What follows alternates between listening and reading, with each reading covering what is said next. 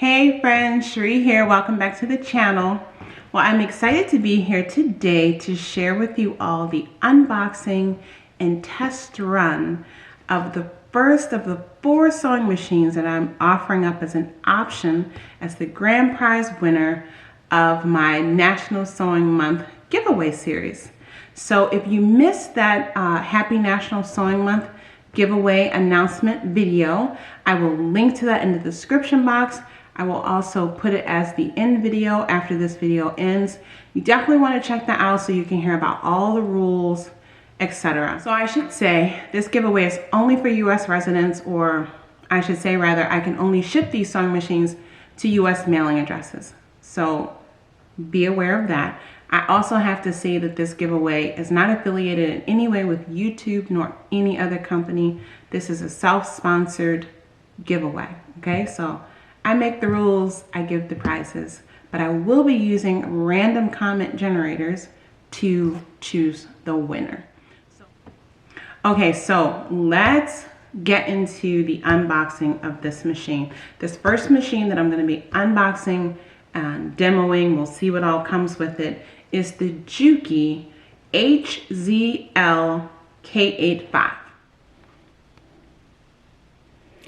Okay, so we're down in the sewing room. I have the box on the cutting table. We're going to go ahead and get everything unboxed. I'll spread it out here on the cutting table, and then we will go and set the machine up and do some testing.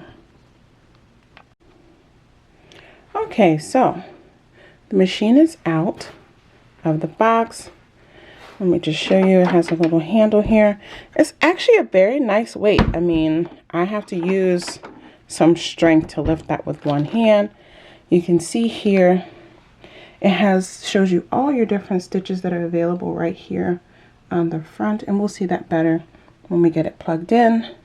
You have your stitch controls here for the stitch length and the stitch width. And you do have speed control here with this button. So yeah, it looks like it has a lot of nice features given that it really is an introductory level sewing machine. And then it comes with an instructional DVD. You got your manual, and then of course your presser foot and cable, wall cable. So we'll get this plugged in and we're gonna test this thing out. Oh, and actually I should say you do get also a hardcover case with this one. All right, so we have it plugged in. Let's get the light on. We'll get the bobbin out, and I'm gonna load the bobbin up with some colored thread and stitch on white fabric so that I can show you some of the stitches. Now it does have this little accessory back here. You have your buttonhole foot. This is a foot for doing zippers. Comes with several extra bobbins, some extra needles to get you started with. It has an extra spool stopper, so you have a couple of those thread stoppers depending on the kind of thread. Free motion quilting foot. This is we'll see. I'll open up the manual to show you what all these tools are. You get a little bit of oil. So here's where you can use this to set up a second thread if you want to sew with twin needles or do a double zigzag stitch or something. This looks like a seam gauge foot. And yeah, you got a couple more feet. You got a Teflon foot for sewing over, you know, sticky kind of fabric. And this looks like some kind of cording or gauge foot too, but we'll look at the manual. Oh, you know what? I think this is the rolled hem foot. I think that's the rolled hem foot. And you have your little key for taking off the plate to do your dusting and cleaning. All right, so that's a good amount of accessories you got there. Now I'm going to get this threaded up so we can do some stitching. I'm gonna get some red thread. Now one thing I will say about this machine, which I personally never experienced before, is normally on all the machines I've ever owned, when you go to thread your bobbin, I've simply had to push this over and it will start winding automatically. With this particular machine, you push it over and then I have, so okay, let me backtrack. When it's in the non-bobbin mode, your this button here for the needle going up and down and sewing is red.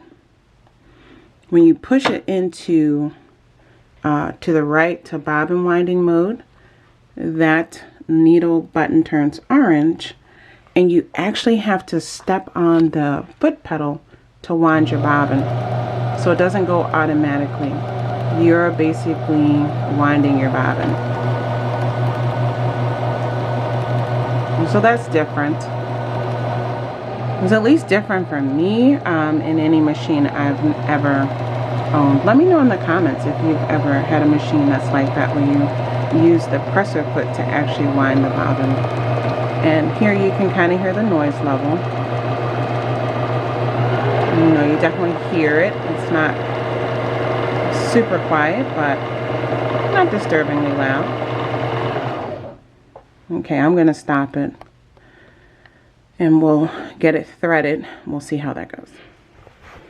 Alright, so now we're just going to test the straight stitch. And I'm just going to fold the fabric in half, and we'll just do a straight stitch, and then we'll play around with some of the decorative stitching. So when it's time to sew, when you have your presser foot lowered, you get the little green indication there. And you can see right above it is your reverse button for, you know, going back and forth to tack in seams. Let's see how this sounds. I have to say the presser foot, that's one thing I'm not used to too. Presser foot feels very small in comparison to my sewing machine.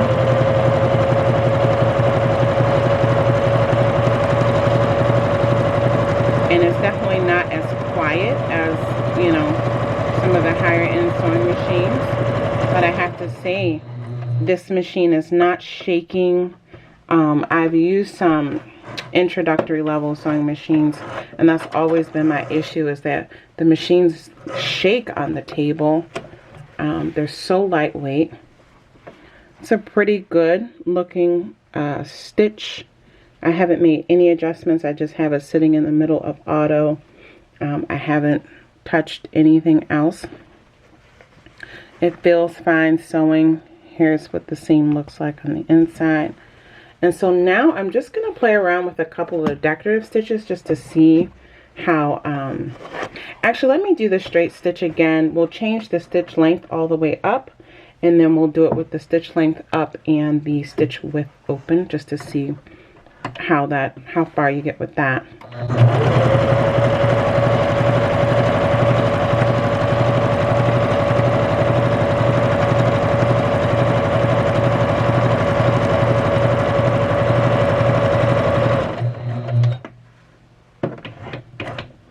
Okay, it looks like you have to hit a button in order to do that. So I just stitched and I noticed, I'm like, it looks the same.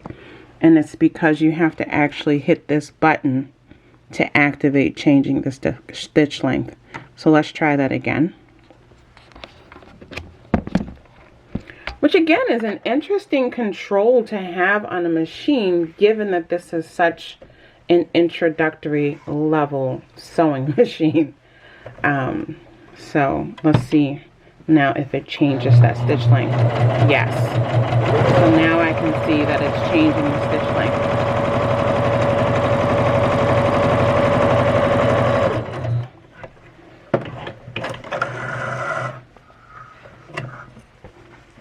So now you can see the difference in the stitch length. And now let's change that stitch width. So I have both the stitch length and the stitch width buttons illuminated. I'm gonna push this all the way over, and here you can see as you slide it over the numbers changing, and same thing here. So it's a combination of, you know, kind of manual slides but a digital output. So let's give that a whirl. Okay, so one thing I forgot to do too is change the stitch. So I've been stitching on stitch 0, which is indicated there, and I need to change this to stitch 2. So I'm going to hit the button to go up to 2. I could see the machine shifted when I did that, so let me show you. So I'm back at 0, which is straight stitch centered. When I go to stitch 1, that's stitching straight but to the left, and then I'm going to do the zigzag stitch so we can test out the changing of the stitch width. Okay, so let's test out that zigzag stitch with the stitch length and stitch width maxed out.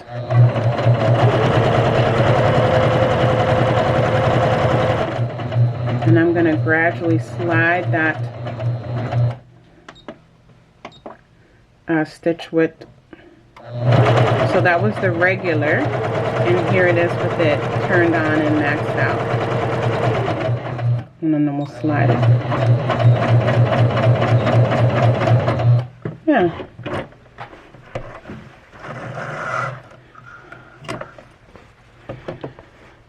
So you can definitely see that you know, that mechanism works. I went from the regular setting and then I spread it all the way open. So we're going to play with this stitch length, stitch width changes while we do one of the decorative stitches. I'm going to do a decorative stitch that doesn't require me to change the presser foot. So I'm going to select stitch 23, which is kind of a actually I'm going to do stitch 24. It's kind of like fishbone arrows. So let's do 24 and let's see what happens. So right now I have the changes in the stitch length and width off, so we're just going to do the regular stitch.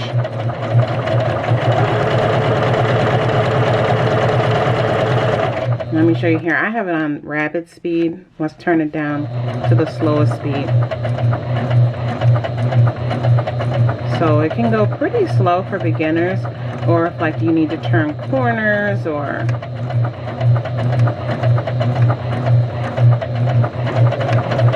you can play around and find your comfortable spot. I'm going to turn it all the way back up.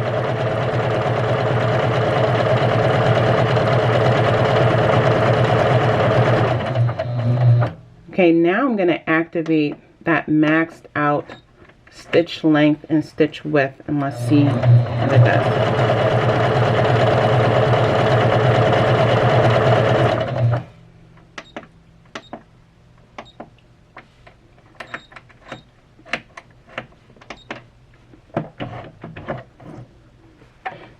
So it's flashing me.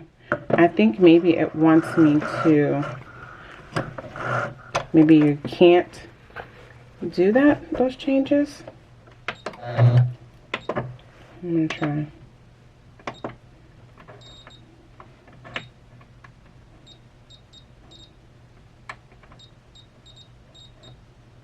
Okay, so it's flashing when I get to a certain point.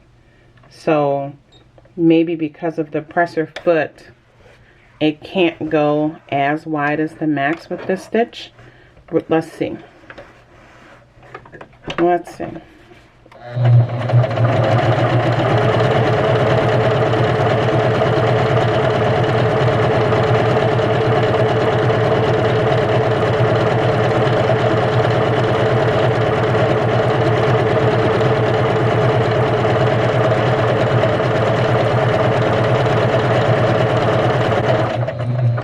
Okay, so it seems like it's not changing that. So that's one thing to consider. Again, my machine is a higher end Juki, and if I change my stitch length and stitch width with the decorative stitches, the decorative stitch length and width also changes. But this could be, again, like I said, the presser foot limitations, that like the machine knows that if it goes over too wide with this stitch that it would hit the metal. So that could be a part of it. Okay, let's test out one other stitch, which is just kind of a curvy stitch. Let's see what happens.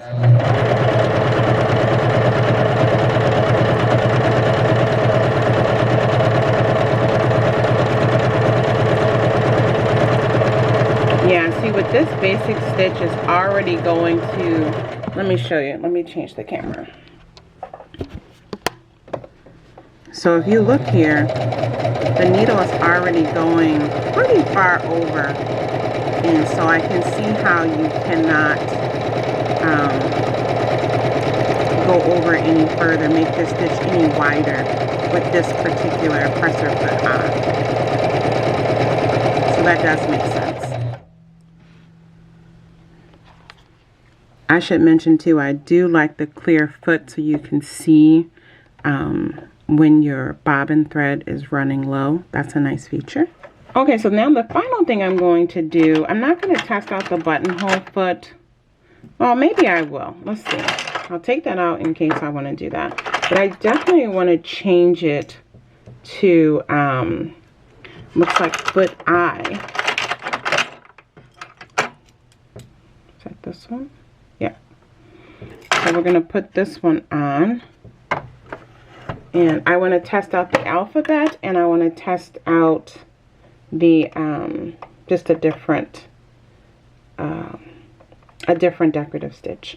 So let me, it's just an easy lever here to drop that presser foot off.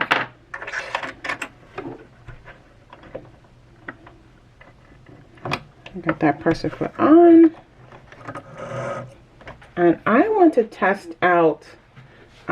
First, I'm just going to do a solid stitch.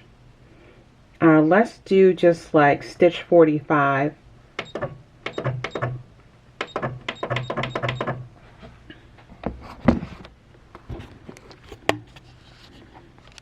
And stitch 45 is here. So we're going to test that out.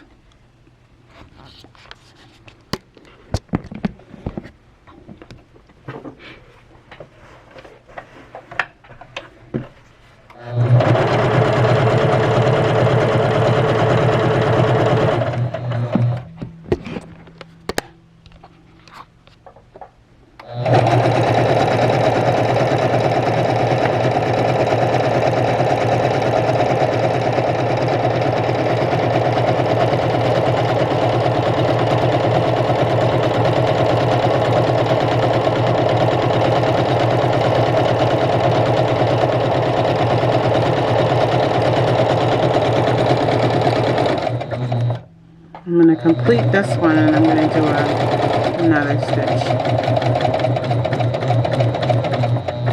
So I switched it to stitch 38, so just let's see how that turns out.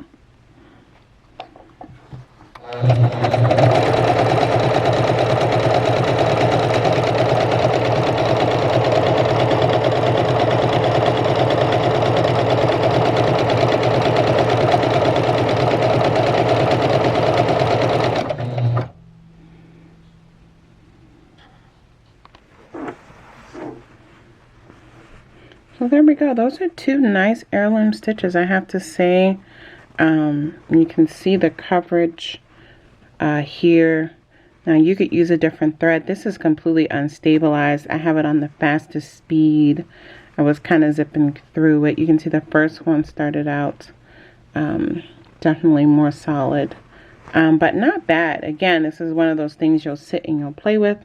But what I like about it is even when it's doing these decorative stitches, you can see the machine is never rattling. This is has a really solid, heavy base and is sitting very firmly on my table. It's not shaking, it's not moving, which again is usually my pet peeve with some of the lower end sewing machines that I have tested out before.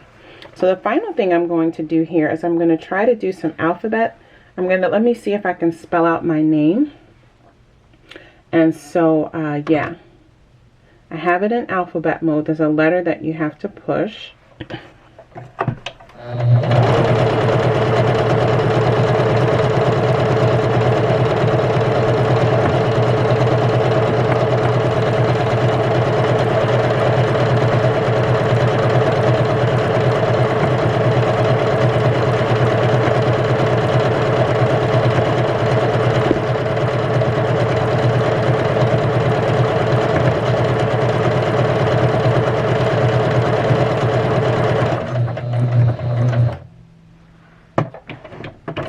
Let's see what it looks like.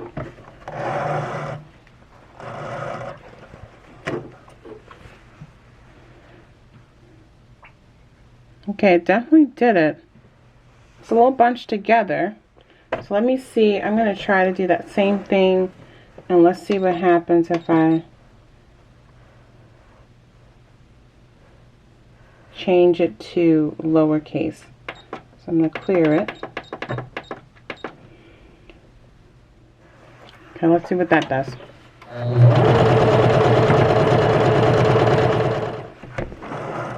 Okay, you can definitely see that better.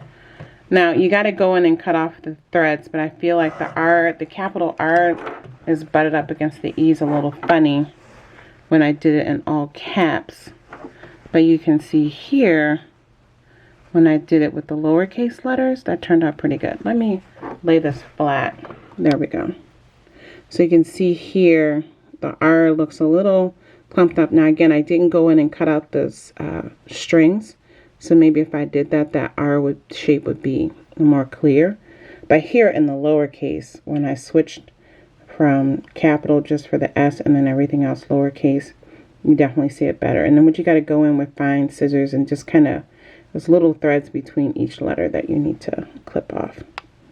But I feel like overall, I mean, this machine, for a beginner machine, gives you a lot of features, a lot of stitches. You can do symbols, you can do numbers and letters, you can change the case, and it has this memory function, which is a pretty high-end function. That's how I did my name. So I typed in 68 for S, I hit memory, then I put in the number for the H, memory, etc. And I think you can do that for the stitches too. Let me see. That's a feature on my machine that I love, so I can combine stitches. That's the last thing I'm going to do. Let's see if that works. Let's see if that actually works on this machine. So you have to go through and hit clear until you get back to 0. And now what I'm going to do, I'm going to see if I can combine these different stitches to make my own stitch. So I'm going to put in the diamond, which is number 47. I'm going to hit the memory button, and then I'm going to put in a heart, which is number 48. And then I'm going to put in the little oval, which is going back down to 45. And then I'm going to put in a triangle, which is 41. And then I'm going to put in a circle, which is 43. Let's see if it changes the stitches and gives me that little pattern, because that would be pretty cool.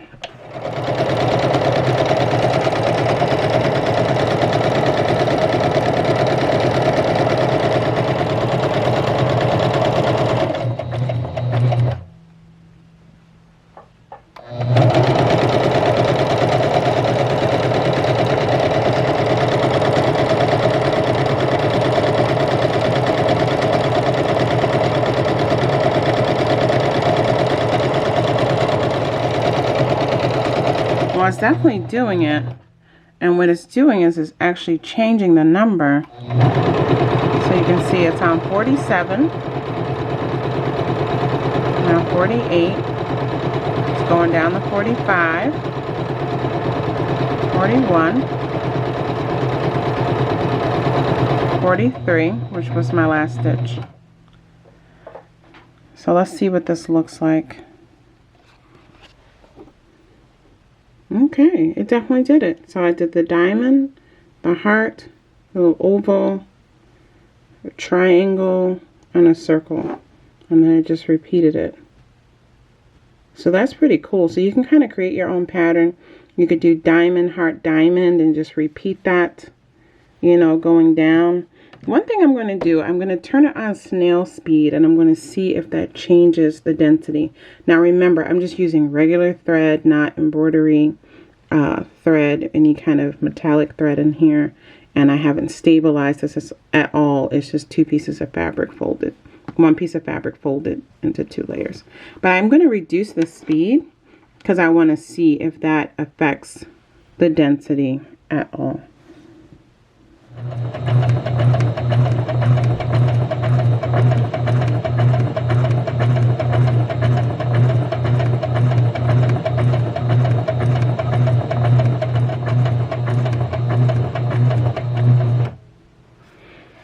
Okay, so it's basically when it repeats the pattern that I put in there, it stops, just to let you know you're at the end. You know, you're at the end of your pattern, and then if you want to repeat the pattern, you have to basically lift your foot up off the presser foot and then restart. Okay, so let's get this out and see if the density of the stitching has changed by having it on turtle speed. Okay, so it definitely looks more dense. So that's one thing. I'm sure, you know, once you follow the directions, it's probably going to tell you to stabilize it and use a different thread and all that kind of stuff to get better looking embroidery stitching. But you can definitely see that this is definitely, you know, has less, you can definitely see that it's more dense. I mean, especially the heart. You can see a big difference compared to these when I was, maybe the camera isn't picking it up as well as it is to my naked eye. But again, for an entry-level machine, those are wonderful, wonderful features. Okay, the final thing I'm going to go ahead and test out is the buttonhole, because I do think that is a wonderful feature to have on your sewing machine. I'm going to do just a basic, you know, boxed buttonhole number 11, and then I'm going to do an oval shaped buttonhole number 13, and we'll see how they look.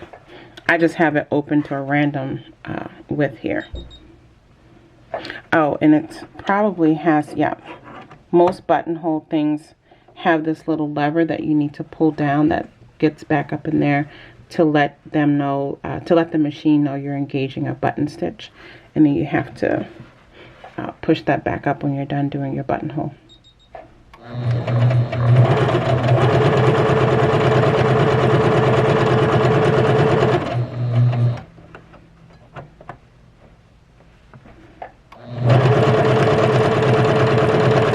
Alright, so let's look. I ended up doing 3 different buttonholes. So this is the basic buttonhole stitch number 11. And then this is buttonhole 12, where you have a little curve at one end. And then here's buttonhole 13, where it's curved on both sides. Yeah, so I feel like overall it did a really good job. I mean, I didn't stabilize this at all. This is just regular thread. I didn't switch to buttonhole thicker thread. You know, it's just plain stitch. I stitched on the fastest setting as the rabbit, racing with it. And overall, I am very, very pleased. Yeah, so overall, I feel like this is a very, very good machine, especially for a beginner machine in the price. It has a lot of features, a lot of very useful features. It's very stable. Again, this is out of the box, making no adjustments to the tension or anything, nothing, just straight out the box and using it. I love that it has so many different decorative stitches. I love that it has that memory function with the stitches so that you can basically combine stitches, decorative stitches, to make your own new decorative stitch. It has the alphabet on there, which is great if you want to like make your own labels for clothing, if you want to do small initials or small monograms on things. It's not the full size like if you did embroidery, but you can get some small lettering on things as well as numbers. So you could use it to make your own, you know, garment labels and size tags and things like that very easily with stitching. If you wanted to make, for example, little name quotes and date quotes and things like that to make patches to stitch onto your quilts. Very, very useful. And like I said, to have all the different buttonhole options to come with the different feet and things like that. I will also say really quickly, the manual is very thorough. It takes you step by step on how to use all the different feet. It's in multiple languages, but it's a very, very detailed manual If you want to use, yes, that was an overcast guide. So if you want to do some overcasting to reinforce your stretch stitches, you have that capability. Yeah, it goes through a lot of things and a lot of details. And so here it's showing you your maximum stitch lengths and widths for the different stitches, as well as with the automatic settings for, so you can see here with some of those stitches where I was trying to change it, it was already maxed out anyway. So yeah, just very, very detailed. I'm very impressed. Again, especially for the price of this thing and the number of features that it comes with. So yeah, so this is this series here. Takes you through to show you how to use that memory key, which again is amazing that at this price you get that memory function with the sewing machine. So yeah, this was just out of the box testing the Juki HZL-K85. Yeah, good first impression. Okay friends, that's it for today. I hope you enjoyed this video. I hope you enjoyed getting a feel for this first sewing machine that is an option for our grand prize winner to choose from. Yeah, let me know in the comments what you think about the machine, what it looks like, what it comes with. Let me know, do you think this is something you would choose if you happen to be the winner? Yeah, and then we'll have the next videos coming out. I'm doing separate videos for the next 3 sewing machines. And then we'll get together and we'll have a conversation, maybe in a live chat, about our impressions of the sewing machine. Yeah, and we'll just talk about them and we'll see. And then early October, we will do the drawing for the winner that first week in October. And as I said in the intro, I will be using a random comment generator to choose the winner. So if you're behind on my videos for the month of September, you haven't watched them all, be sure to go back and run that National Sewing Month playlist and make sure you leave a comment on each video if you want to have more entries in this giveaway, because every video that I uploaded throughout the month of September qualifies as an entry for you if you leave a comment with Happy National Sewing Month in it, okay? Yeah, so good luck to all of you that choose to enter. And I hope you all are enjoying an awesome National Sewing Month and you're getting a lot of sewing in, all right? All right, guys, I'll see you back here soon. I hope to see you on the lives that are coming up during my Sewcation this week. Yeah, we'll be chatting. I'll see you in the comments. Take care, guys. Bye-bye.